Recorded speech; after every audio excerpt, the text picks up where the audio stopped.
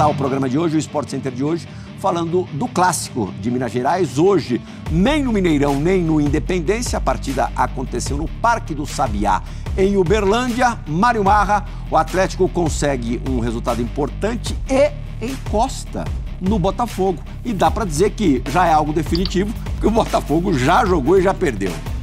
Léo, prazer estar com você, Mari, Zupac, fã do esportes. Eu achei que o jogo não foi bom, né?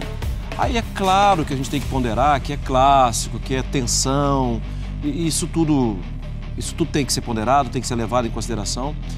Pensando no Atlético, o Atlético vinha numa sequência muito positiva no Campeonato Brasileiro, empatou com o Palmeiras, eu não consigo chamar isso de negativo, acho que isso é um resultado normal, e volta a vencer, ou seja, a sequência continua legal. Claro que nesse meio tempo teve a derrota e eliminação para o Corinthians em Copa do Brasil. E convenhamos que isso tem um peso tremendo. E eu acho que poderia ter encontrado hoje um certo abatimento da equipe. O Atlético faz o gol, e acho que a gente tem que conversar muito sobre a decisão do Rafael, né? De abrir. Raul, isso é do meio de campo, né? O famoso não pediu barreira, se garanta, né? Sim, a bola foi uma barreirinha do Galo ali na frente. Justamente para atrapalhar a visão do Rafael. E é isso. Isso é um problema para ele, né? Ele vai super atrasado na bola. Vai atrasado, porque demora a ver. E o Atlético, depois que faz o gol, o Cruzeiro estava tentando jogar, o Atlético aceita o convite. Ok, você vai tentar jogar, eu vou jogar mais aqui atrás. Tanto que a média de posse de bola do Atlético no Campeonato Brasileiro é muito alta e hoje foi bem baixa. 30 e poucos % de posse de bola. E o número de passes trocados também, o percentual de acerto é de 66%. Então o Atlético teve uma declaração. Eu vou jogar aqui atrás e vou tentar apostar em contra-ataques. Isso pode ser 500 coisas. Pode ser pobre, pode ser eu estava realmente abatido com o que aconteceu durante a semana. Circunstancial. Pode ser do clássico, né? É muito grande esse jogo, eu vou jogar aqui atrás. Existe um fato.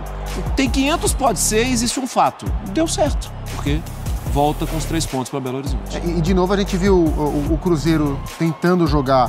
Primeiro, boa noite, companheiros, e ao Fã de Esportes. O Cruzeiro, diante desse panorama, né, que toma o gol relativamente cedo do Atlético, começa a tentar jogar.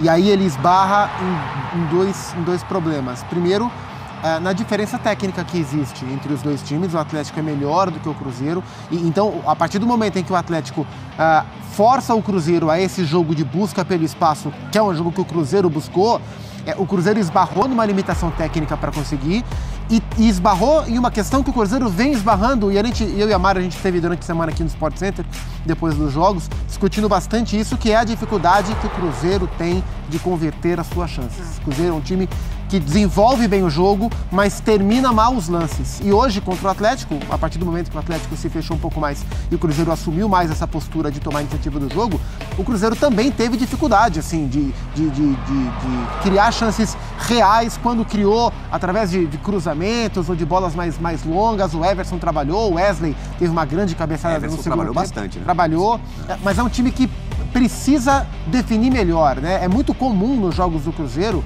a gente falar, olha, o Cruzeiro teve muitas chances, mas marcou poucos gols, né? E por todo esse contexto, acabou sendo justa a vitória do Galo em um jogo de pouco brilho, um jogo mais pegado do que propriamente bem jogado, e o Galo foi eficiente. Só acho curioso, Pirral, que você falou na abertura, né? Falou, ó, o Rafael foi de novo surpreendido pelo Hulk.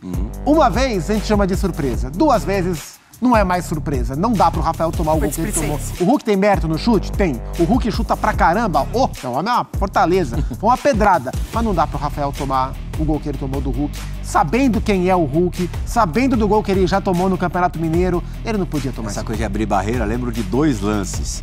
Um gol sofrido pelo Zete, pelo São Paulo, contra o Flamengo no Maracanã. Maracanã lotado. Rogério Lourenço, depois, como treinador, adotou o sobrenome. Do meio da rua, do meio da rua. Muito. O Zé, nosso amigo Zé deu uma aceitada. E agora recente, 2 brasileiros atrás, o Volpi contra o Marinho na Vila Belmiro. Pediu para abrir, Tem também, acho que 95, o Veloso abre uma barreira do Marcelinho Carioca, Corinthians e Palmeiras, no Pacaembu. Pacaembu. No meio campo, quase. Mas tipo aí, esse chute do Hulk. Mas foi na forquilha. E o Marcelinho não era um cara de chute tão forte, assim, né? Ele pegou de muito longe a bola. Eu não vou falar que eu me lembro de um do Gilberto Costa contra o Maisena. Tá voltando pra trás, hein? Tá voltando pra trás. Porque eu não era nascido nessa época, né, Pirral? Gilberto Costa batendo e o Maisena, que na época era goleiro do Inter, acaba colocando pra dentro, mas depois não foi validado isso. Mas eu não era nascido, claro que eu não vou falar. Tá certo. Eu também sou da época do Maisena, viu? Do Gilberto. E do Gilberto Costa. Maisena pra mim só o biscoito.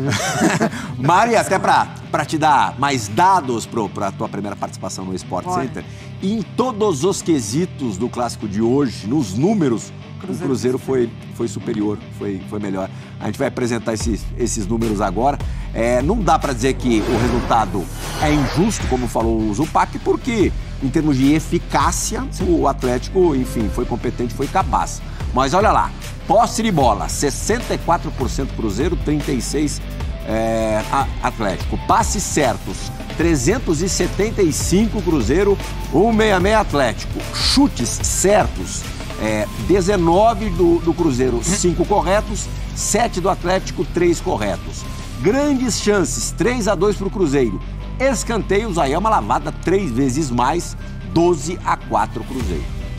Pois é, só não dá pra falar que repetiu o mesmo padrão contra o Grêmio, porque primeiro que o adversário era muito superior e segundo que a formação de hoje lá na frente tinha, por exemplo, o Gilberto como referência e o Bruno também de um lado com o Wesley do outro. Mas é um alerta para esse time do Cruzeiro que não consegue, dentro da partida, encontrar outro tipo de repertório ofensivo, né? Mais um jogo que aposta muito nos cruzamentos, foram 40 no total. O Cruzeiro vem aumentando essa quantidade de cruzamento ao longo das partidas. Um Grêmio exatamente com essa postura fechadinho, depois que consegue o gol principalmente. O Cruzeiro teve um segundo tempo inteiro lá e aí muito tempo também para tentar a vitória. Mas é um time que está se limitando demais lá na frente, não está conseguindo encontrar uma outra maneira de furar algumas marcações. Passa muito por qualidade também, né? Também. Falta de, no caso, né? Também. E o curioso é que mesmo com a falta de qualidade, quando a gente olha para a fluidez do jogo do Cruzeiro nas mãos do Pepa, do seu novo técnico, ela acontece. O Cruzeiro joga um futebol, para mim, o Cruzeiro joga um futebol melhor do que o papel mostra em termos de qualidade. Mas tivemos jogos já, o clássico contra o América, por exemplo, que foi 4-0, um momento em que o Cruzeiro começou a marcar mais, né, a fazer mais gols.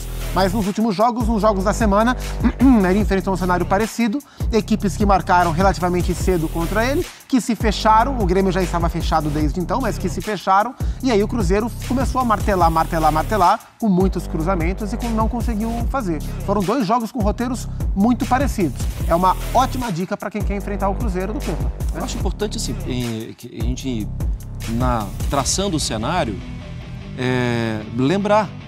O Cruzeiro primeiro, é um clube em reconstrução e é um time também em reconstrução. Se a gente pega o jogo do Campeonato Mineiro, o 1-1 com o gol do Hulk também, a escalação do Cruzeiro de lá pra cá é bastante diferente. E era o Pessolano ainda. E era o Pessolano, sim. É um time completamente diferente.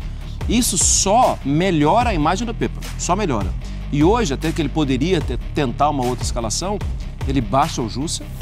O Matheus Jussa ajuda a iniciar jogadas e ele tinha o Neto Moura e tinha ainda o Felipe Machado no banco.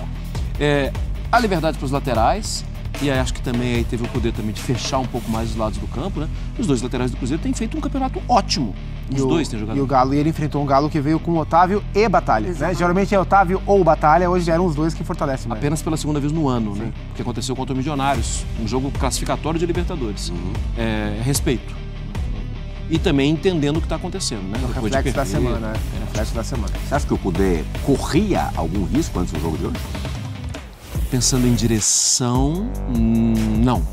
Pensando no barulho que seria uma derrota e pressão de torcida, sim. Ou seja, isso poderia acabar afetando a direção. Mas não acho que a direção estava preparada para mandar o Cudê embora. Até porque, Raul, terça-feira o Atlético está em Lima disputando um jogo importantíssimo. Contra o Alianza.